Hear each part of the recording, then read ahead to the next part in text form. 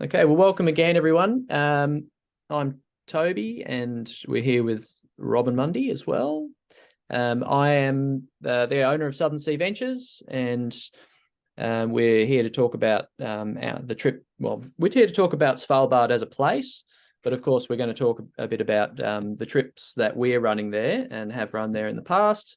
But really, it's more about Robyn and I wanted to have a bit of a chat with each other about our experience in that area and what we find so special about it, having been going there for quite a number of years. So I first went there in, I believe it was 2010, and it was with Robyn. So maybe Robyn, do you want to do a quick introduction of yourself and your background? Yep, for sure. Yep. Good evening, everyone, and good morning, Ted. Halfway through the night where you are in Boston. I first went to the Arctic on Polar Pioneer's maiden voyage, which was 2001. And prior to that, it had been a hydrographic ship, the Shalaken. It had a big facelift and got itself ready for adventure tourism. So that very first season in the northern summer of 2001 was my first time in the Arctic and on Polar Pioneer, and it was the start of what's been a 20-year adventure for me in the northern polar regions.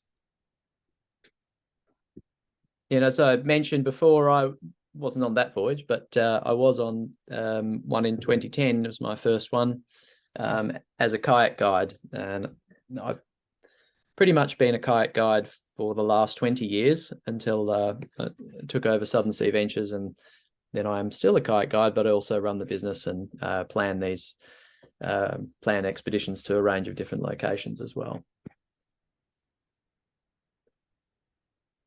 So I might just share screen here for a second. So we'll go into the slideshow.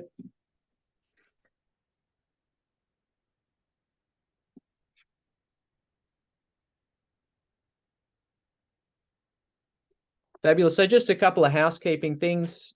If you have questions throughout the presentation, we'll have a little Q&A session at the end where people can chime in and ask questions. If you have anything in the meantime, if you could just post it in the chat directly to Robyn or to everyone, because I can't see it while I'm running the presentation, and Robyn will just put a hand up and we'll answer those questions as we go. But yeah, if we can keep them to the end, that can be helpful. As we said before, we're going to have a little bit of a conversational presentation. So we've got a sequence of slides to go through, and we'll talk a little bit about some of the different highlights of Svalbard, where it is, and of course what's involved in an expedition to Svalbard aboard the Polar Pioneer. So Svalbard is the edge of the ice, or the icy edge. We're running a trip there this year, the 28th of May to the 6th of June, 2023. But we also will have trips in the future as well. So we may have additional departures this year. And of course, we will certainly have additional departures in 2024 and beyond. So I think Robyn and I have both already done a little introduction of ourselves. I just want to do a really quick introduction to Southern Sea Ventures, the company that I've worked for 17 years, off and on, and finally took the reins from the founder, Al Baker, in March of 2020. So a great moment to take on an international travel company that ground to a halt and gave me lots of time to think about what we were going to do. Southern Sea Ventures has primarily been a sea kayak and expedition company, founded in 1988. Lots of exploration of a wide range of destinations around the world, and sort of grew out of, first of all, offering trips in Fiji, Hinchinbrook Island, and then pretty quickly Al started working in the polar regions aboard the Polar Pioneer and some other vessels. It was actually the first operator to introduce and run kayaking trips in Antarctica, and wasn't long before he was up in Svalbard. So that was up in 2000 is when he said they ran their first kayaking trip to Svalbard. And we also, so we run a lot of different kayaking trips. We've got about 40 different trips around the world that we offer. And we also do a range of expedition cruising trips to the polar regions. So I've got a bit of a special, the polar regions have a special draw for us. So we've got trips in Antarctica this year, the 20th of December to the 1st of January, in Greenland, which Robyn and I will be on the 25th of August to the 5th of September 2023, as well as in Svalbard, 28th of May to the 6th of June 2023. And now for the interesting stuff. So Svalbard, and I guess, Robyn, this is where we can just feel free to, of course, stop me at any moment. I get on a bit of I get on a train, so I'll just keep going unless someone pulls me up. So Svalbard is, as we said, on the icy edge or the cold edge, and it really is right on the edge of the pack ice, right at the north, between the Greenland and Barents Sea, to the north of Norway, and to the east of Greenland. So, Robyn, is there anything you'd like to talk to about Svalbard and its location? Yeah, just thinking about actually getting to Svalbard. The general kind of route would be to fly to Oslo and then to fly north. Some people choose to stop in Tromsø, which is a beautiful little northern town on mainland Norway, right at the top there. And then from Tromsø to Longyearbyen, which is the main port of the big island of Spitsbergen, which is that largest island you can see in the Svalbard map. It's about a 2-hour flight. But all of those, it just strikes me that all of those locations are really worth looking at on the way, and to have a good day in Longyearbyen as well before getting on the ship. They're all really worthwhile destinations. Toby mentioned that Svalbard is the edge of the ice, and it really is, because it's up at 80 degrees north. And if you think about 80 degrees south, no ship can go that far south, but up in Svalbard, we're able to take the ship even further north. It's quite an experience if you can get that far north. That's something really special. The trip that we're running this in the early part of this is in the early part of the season, so it's really when things are starting to break up. So you're guaranteed that you'll see some sea ice at some point on that trip, and it's definitely one of the big highlights. For me, it really feels like a wilderness. Of course, there's been human interaction. Hunters and trappers and early explorers have set off from there to reach the north, to attempt to reach the North Pole, and in search of minerals and, of course, other resources, particularly whales. So there's the remnants, and mining as well. There has been some mining there as well, but it's not something it's not very visible for most of the time. But there really are very much just the remnants of those things, and it really feels like a wild and wilderness destination. So how do we get there? Well, Robyn did say we fly, but once you're there, this is how we travel, and this is the Polar Pioneer, and this is a ship that I think Robyn and I both have a great love for. I like to say it's an ex-Soviet spy vessel.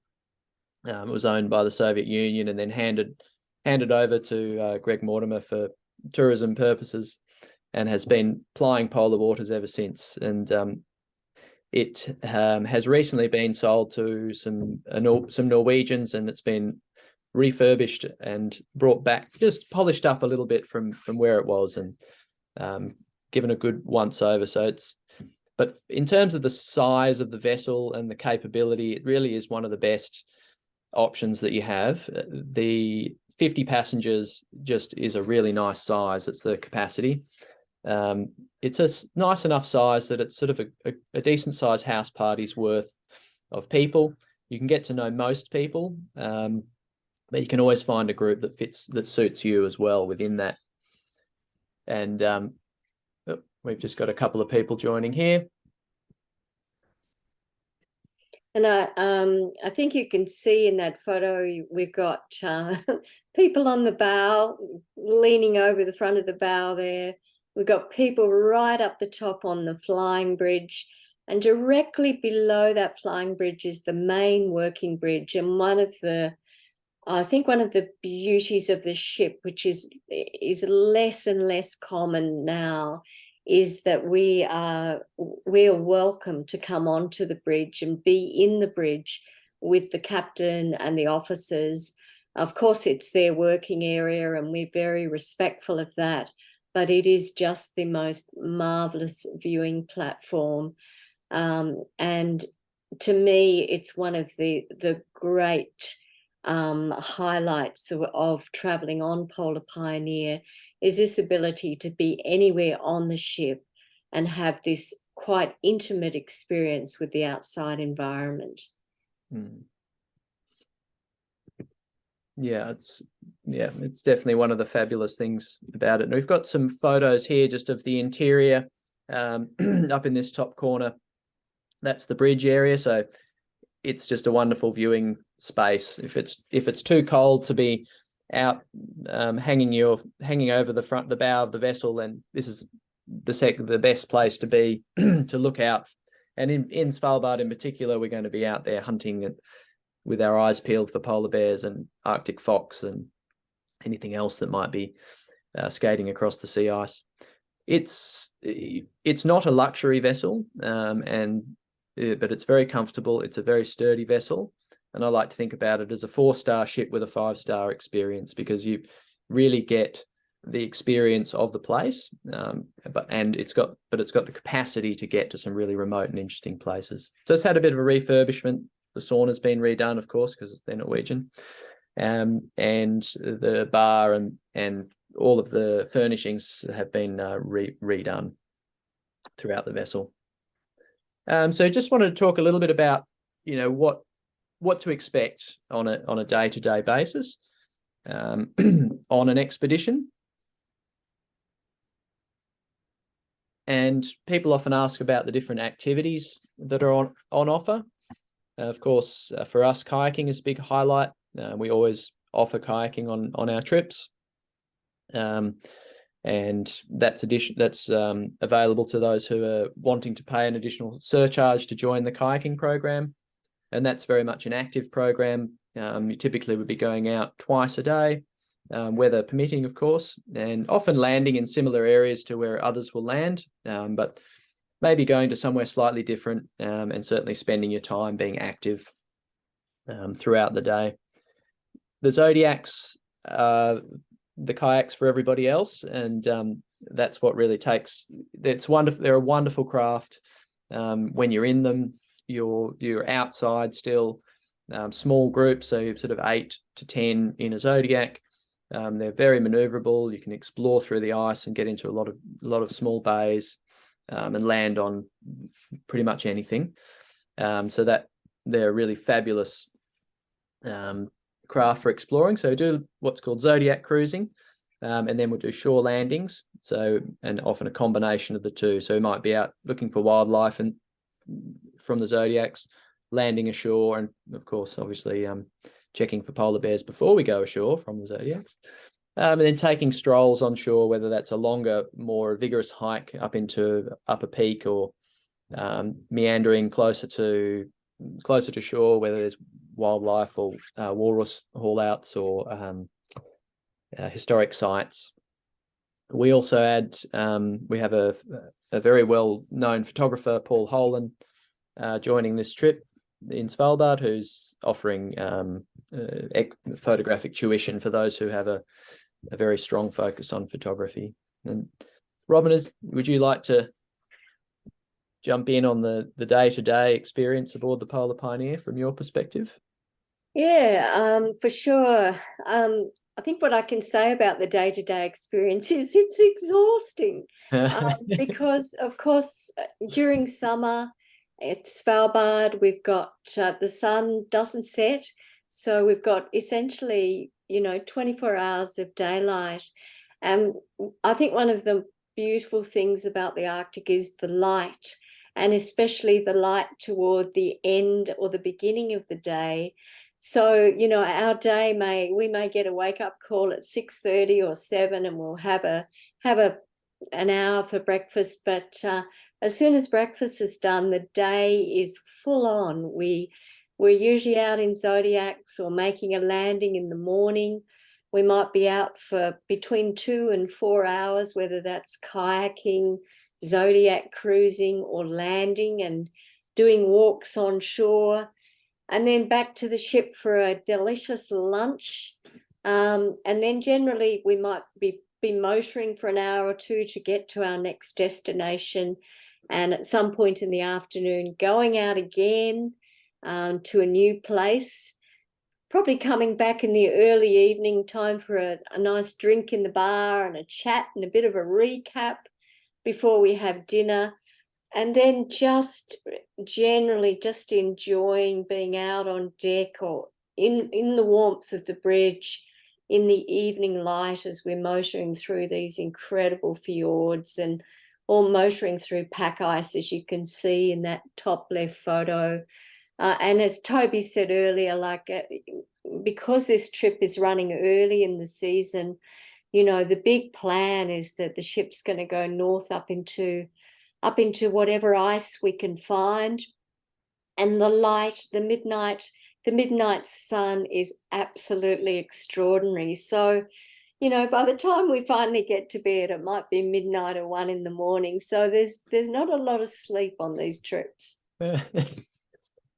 I mean, you can opt in to sleep, but we did certainly a focus for us is maximizing your time and opportunities to explore. So we really do have a strong focus on being outside and experiencing the area as best as we possibly can. We do have experts on board in biology and marine ecology who do lectures as well. Sort of we make them fit within the schedule, or who can enrich your experience through. And of course, we've always got the bear spotter, someone who's always on duty. There's always someone on duty on bear lookout. So it's wildlife spotting. Toby, one of the things I sort of notice about all of these oceanic images is that all of them are calm water. And I think, you know, having spent many, many years traveling in the Antarctic and the Arctic, one of the things about the Svalbard experience is that most of our time will be spent in fjords, deep fjords, and in general, the ocean conditions are very, very calm. Is that your experience, Toby? Yeah, no, definitely. It's definitely compared to any of the other places, Greenland, Antarctica, that we travel to. There's very few times where you're experiencing rough conditions. Maybe coming north around the top if it's a rough sea, but yeah, oftentimes it's just wonderful and sheltered, and not a lot of wind either, from my experience. I mean, of course, yes, I have had some pretty windy days, but for the most part, it is pretty representative. One of the other things I think that's really, obviously, I think a big highlight big reason to visit Svalbard is to see polar bears in the wild.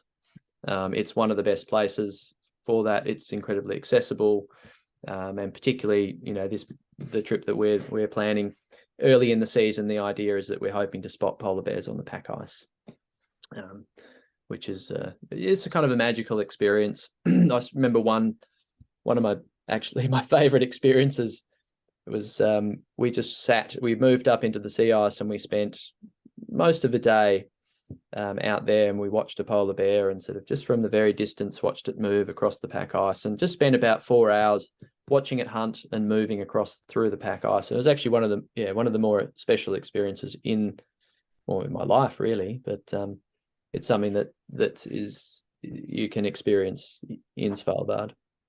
I think we were traveling together. That bottom left photo of the mother bear and cub, I think we were on that trip together, and that was taken at a small island called Danish Island, or Danskoya, and it's a Danskoya and Amsterdam Oya areas where the old Dutch whaling took place in the 1600s. But I remember on that particular day we'd left Amsterdam Island. We'd been ashore looking at the old whaling relics there, and we went across the other side of the fjord to Danskoya, and just sort of motoring around in the Zodiacs, having a look at some harbour seals, and we were just about to leave, and one of the Zodiacs did a slightly bigger circle into turn and went around a tiny little headland, and there was that mother bear and her cub. And it would have been so easy to miss them. And it makes me, the reason I'm sort of telling that story is, the Arctic, it's a different sort of engagement from other places where you really have to kind of look and spend time to be able to have these experiences. But, we then spent probably an hour in that bay with that mother and cub, and the rewards are just tremendous. This photo of the walrus here, it was one of the early trips that we did, and I remember sort of coming in slowly, creeping up to them very slowly, watching their behavior, making sure they're not perturbed by us at all, and slowly. And I was just watching them there, and then I sort of turned around and looked behind us, and one of them had actually left the group and dropped into the water and come around the back and was watching all of us move up on the walrus. But just a very magic moment. I remember it really well. Something else. Oh, sorry. I was just going to say, just looking at the wildlife there, Svalbard's had a big history of hunting and trapping. Back in the day, foxes were taken for their winter pelts, and bears were taken as well. But in the early days of industrialization, the walrus were hunted, and not only for their tusks, but their skin is so thick and so tough that in the early days of industrialization, they were used for machinery belts. So that was kind of one of the uses and one of the exploits of the day. But yeah, it's great to see. I think even in the years we've been going, the numbers increasing, the distribution of them increasing over the years. The other thing, obviously, ice is a big highlight. I've talked about sea ice, and it's something special to see a frozen desert and just this expanse of ice. But there's lots and lots of there's lots of glaciers, some more active than others. And it's just got a really unique character. There's another photo we'll see a little further down the line with some very special ice, but being amongst the ice is always a really fabulous experience, but something about Svalbard makes it really unique. And of course, the landscape, the Spitsbergen or pointed mountains, and they really are very, very sharp and very pointed. And they do obviously make wonderful photos, but just as a landscape, I really find it something really special.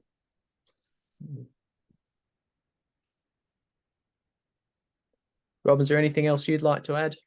Oh, I just sort of thinking probably a poignant point is, I've been going to Svalbard and East Greenland since 2001, and even in those 20 years, I've seen changes to the ice, particularly with the glaciers, the retreat of the glaciers. And I don't think you can get away from the fact that when you do visit Svalbard, you're conscious of the visible differences. You can see where glaciers have retreated, and the experience is every bit as beautiful as it was 20 years ago. But there is that sort of underlying awareness of climate change having an effect on these northern reaches.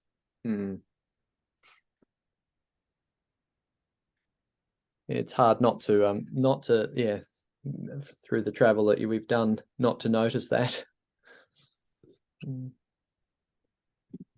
So I guess a lot of times people ask, who's this? Oh, sorry, this is the, before I go on, this is the photo of the ice that really gets me. This wonderful ice that's frozen underneath on the bottom of the glacier, or it's meltwater that's drifted into a crevasse and then frozen inside the crevasse and then been released from the glacier, and it just makes this beautiful crystal clear ice.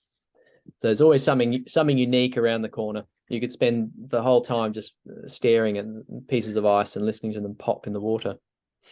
But people often ask, who is this trip for? And it's really open to all levels of experience in the outdoors. You can choose the level of adventure that you like. As I said, we've got easy activities from short walks to Zodiac cruising to ship-based cruising and lectures, right the way through to kind of more adventurous kayaking and hiking. And the most important thing is an adventurous spirit. I think, Robyn, you can attest to that we've had people of all ages, and it's really about wanting to be outside, wanting to experience the place, wanting to learn about it, and wanting to be active in the adventure and the expedition. There's always variation in what we do and where we go. We have plans, and we always change them. And that's the nature of the expedition, and that's what makes it. I think one of the reasons I keep going back is that opportunity to sort of move with the opportunities, and whatever's drawing us on the particular trip. So maybe we've heard that there's a whale carcass somewhere, and so we know that that area is going to have a lot of bears, so we should really go explore that area.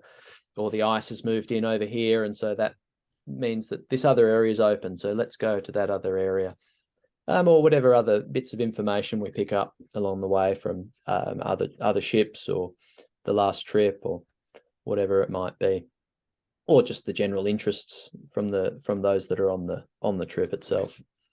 And I think the youngest is probably around 8, and the oldest is probably at least 85 that I've had. Robyn, have you got any younger or older folks that have joined this trip? These trips? Maybe a couple, maybe 6 or 7 years old. But actually, one of the things with really tiny children is it's hard for babies and toddlers to stay warm. Just in terms. So probably 8 years is a good starting age. And honestly, I think age is overrated at the other end. So I reckon if you've got an adventurous spirit, it doesn't matter what age you are. That's fabulous. I was just going to say, Toby, one of the things that I've just come back from the Antarctic, working as an expedition leader on a very, very big ship, and one of the things, it certainly had its highlights, and people enjoyed it. But one of the things that struck me as being a difference with, say, a ship as tiny as Polar Pioneer is how much flexibility a small ship allows. If we suddenly have a wildlife opportunity or, an event happening, it doesn't matter what time of day or night, or whether it's mealtime or what it is. One of the strengths of a small ship is having the flexibility to maximize those opportunities. Absolutely. That's, as a kayaker or someone who's run kayaking programs for a lot of years with relatively small groups, usually around 12 to sort of maybe 16 or so.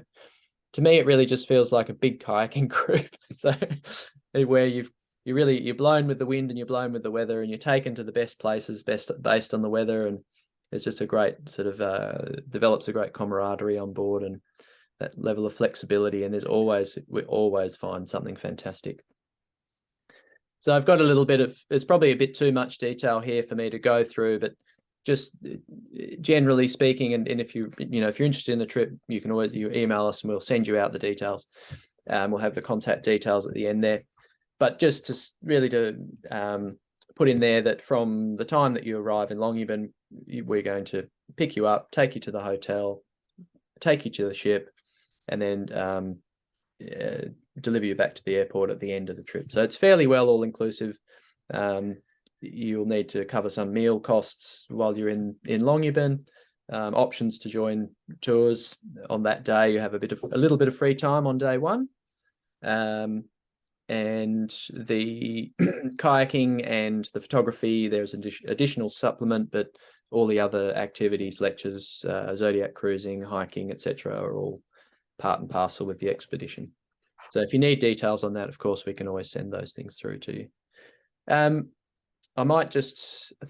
next I'm just going to put on a little video that just brings things a little bit to life. So Robyn, is there anything you want to sort of chat about before we go to the video? Or oh no, just to remind everyone that if you've got any comments or questions, the little chat box, if you go down to the bottom of your screen, you can see the word chat, and it's lovely to see a couple of familiar faces come up. I think we've actually got some ex-Polar Pioneer passengers amongst them, so it'd be interesting to hear from them as well. But anyway, feel free to get onto the chat line and we can address any questions after the video. Yeah, fabulous. Yeah, we'll also be able to open up the mics if people want to just pose a question that way as well. All right, so we'll flick across to the video. There we go.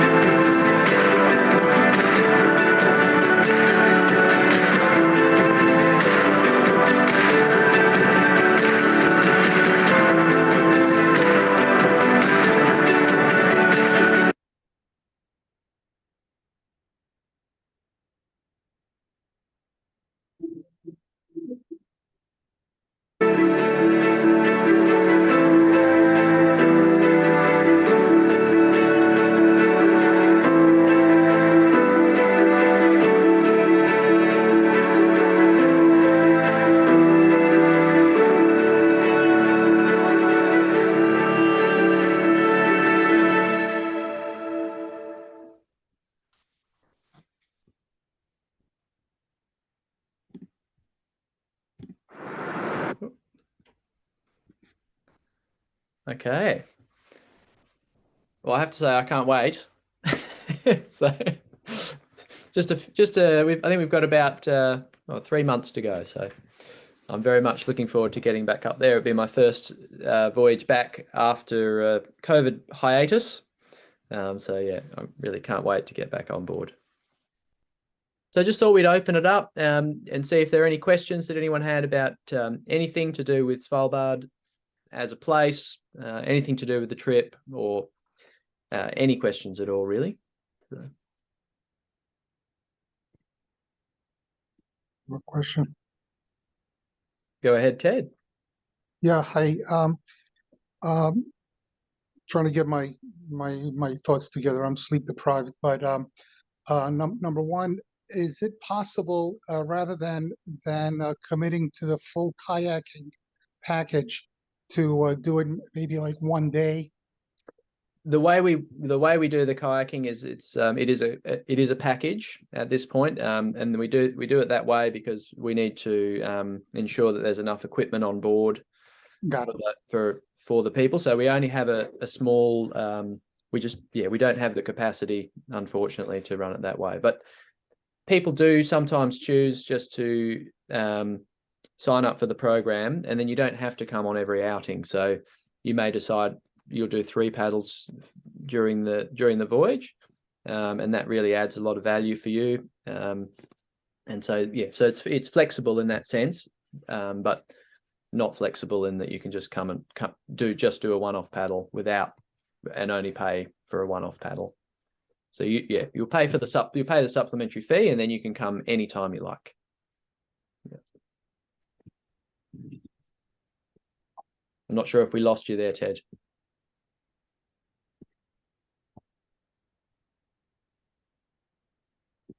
No, I think he's dropped off. Anyone else? Any questions?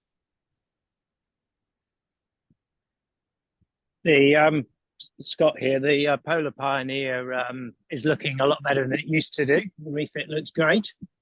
Yeah, no, they've done a nice job of the interior. There hasn't been big changes to the bedding arrangements or anything of that nature, but lots of work done on making sure the engines are all good, and the electrics.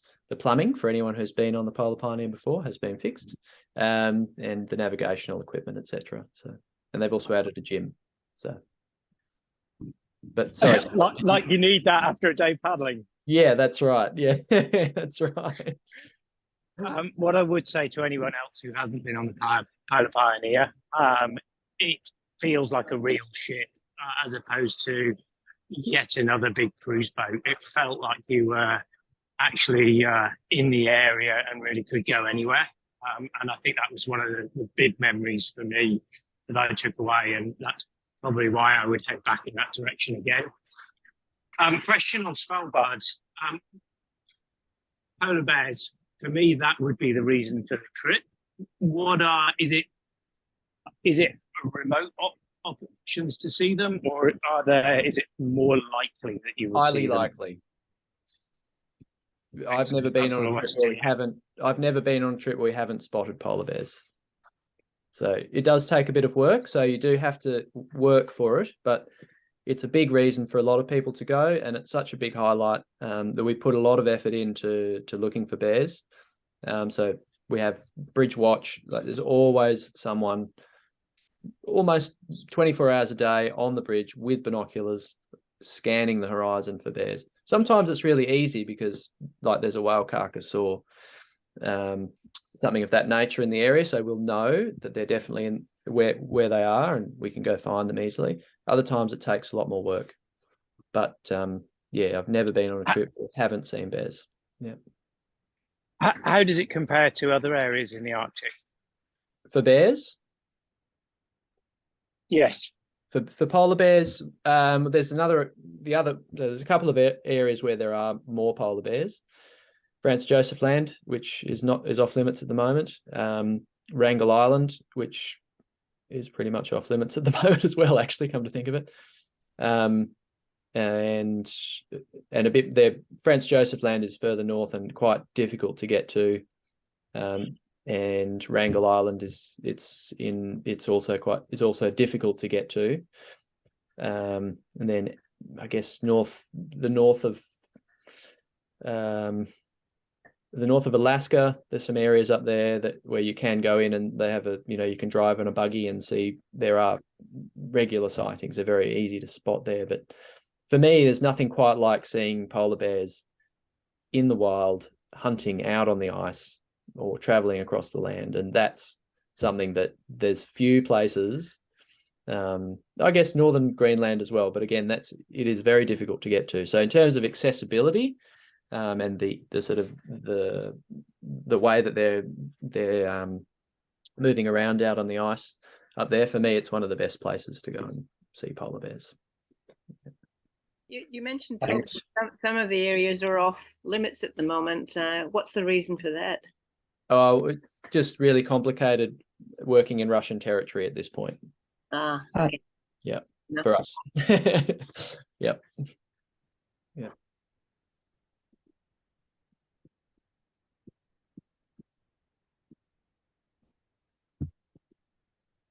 Okay, well, I'm happy to take any further questions.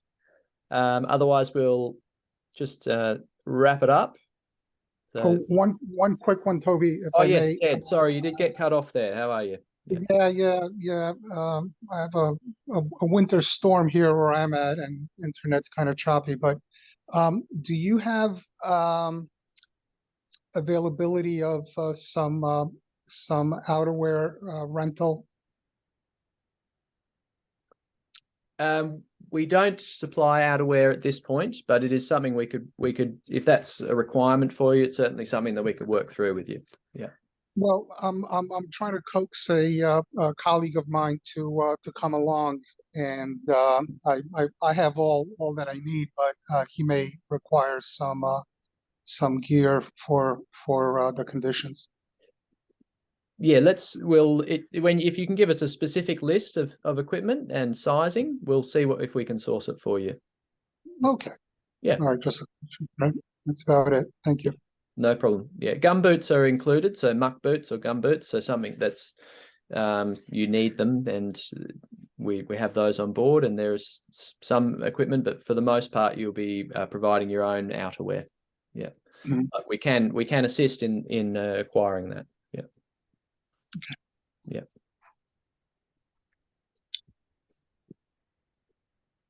Okay. Any further questions? That's it. No. Okay. Okay, guys. Well, it's been really great to see some familiar faces and hear from people, and just hear some interest, and also to have Robyn giving up her time to come and chat and reminisce about our experiences in the polar regions. Robyn and I will be on the trip together in Greenland, as we mentioned. So I think we're both very much looking forward to that, and we will have a further discussion on Greenland coming up in a few weeks' time. If you want to come along and hear a little bit about that as a place as well. So, Toby, just before we go, I just had this funny memory of Polar Pioneer, because I mentioned I was on its maiden voyage when it had left Murmansk and had started with adventure tourism, and it was just a crazy few weeks getting the ship ready, and we were expecting passengers, and right up until the day of embarkation, furniture was being built and rooms were being finished off. But on the final day, we ran out of time, and the outside of the ship still needed painting. So the crew just painted the half of the ship that faced the wharf, so that when guests arrived, it looked pretty schmicko. And then on our very first landing, we were all ashore, and meanwhile the crew were out busy in a Zodiac painting the other half of the ship. And just seeing those photos of how Polar Pioneer looks now, it still has that wonderful kind of adventure look to it, but I think it's now part of a league of a little bit more comfort. Yeah, definitely. Yeah. Yes, things are very much shipshape these days, which is lovely to see that sort of the old and the new coming together, and continuing the tradition of expedition and adventure in a small vessel, but certainly with no complications and headaches of some of the old days. So that's a wonderful point. Okay, well, we'll end it there. And once again, thank you all very much for coming along. It was lovely to chat and with everyone, and thanks for making the time. And to those who weren't able to join us, thank you too. We'll be sending this obviously out as a recording, And if anyone has any questions, we've got the contact details there. You're welcome to just shoot us an email or give us a call. And yeah, we look forward to hearing from you. Thanks, everyone. Lovely to see names and to see you all there. And I hope we get to travel on the high seas. Right. Thank you. Thanks, both of you. Thanks, everyone. Okay.